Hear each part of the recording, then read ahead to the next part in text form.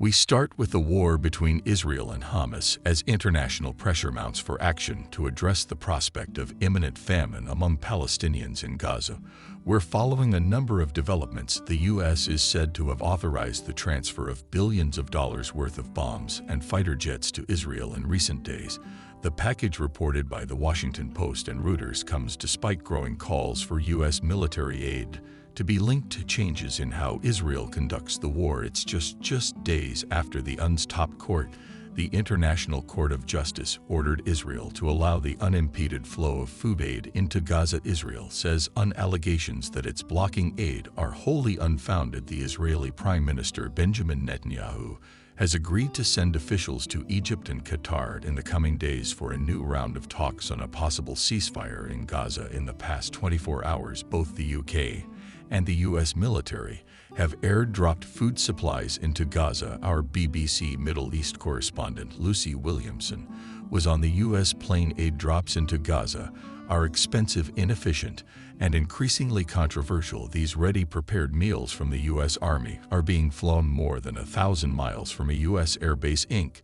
There's plenty of food just a short drive from Gaza's borders, but this American aid is being flown right across the Middle East. 80 crates of food on board two C-17 transport planes dropped into a population the UN says is on the brink of famine. It's not perfect. We know that there's upwards of 2 million people who need food on the ground, who are hungry, innocent civilians who didn't ask for this conflict, and we're dropping meals in the tens of thousands. But at least it's something. So does it feel like a drop in the bucket? Maybe a little bit.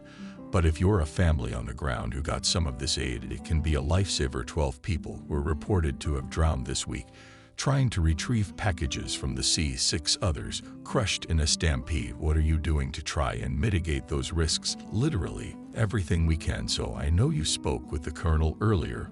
We use a chute that falls at a slower rate to give the Gazans more time to see the parachutes and make sure that they're out of the way. We also have assets overhead that clear the drop zone, so we will not drop if there's any sort of grouping of people there. After 3 hours in the air, the ramp opens on Gaza's devastated coastline.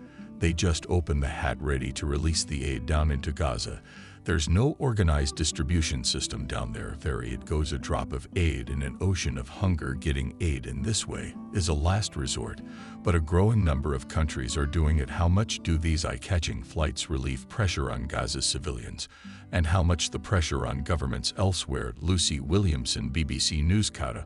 Well, our correspondent Yoren now is in Jerusalem, and she told me more about the U.S. weapons transfer to Israel. So according to these reports in the Washington Post and Voice as well, they're quoting unnamed U.S. State and Defense Department officials, and they're saying that more than 1,800 2,000-pound bombs, some 500,000 500-pound bombs, and 25 F-35 fighter jets have been authorized in this latest set of military aid assistance coming across to Israel. Now, a lot of this has already been initially approved by Congress, but the reason this is so interesting in terms of the timing, just after a visit by the Israeli Defense Minister Yoav Gallant to Washington, is that really in recent days we have seen tensions deepening between Israel and the U.S.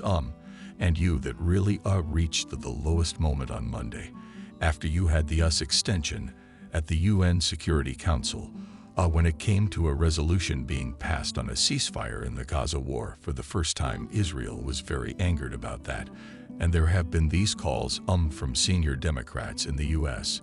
and from other groups of society like Arab Americans, suggesting that if military weapon supplies transfers to Israel were not going to be cut, then they should be limited, or they should be conditioned by the Biden administration. That doesn't seem to have happened yet.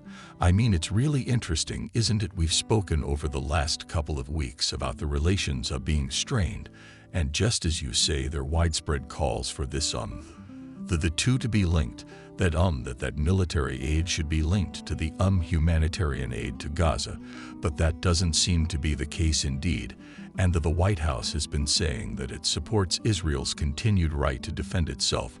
We know that the Israeli defense minister in the U.S. had been talking to Washington about its declared aim to keep Israel with what's called a qualitative military edge in this region.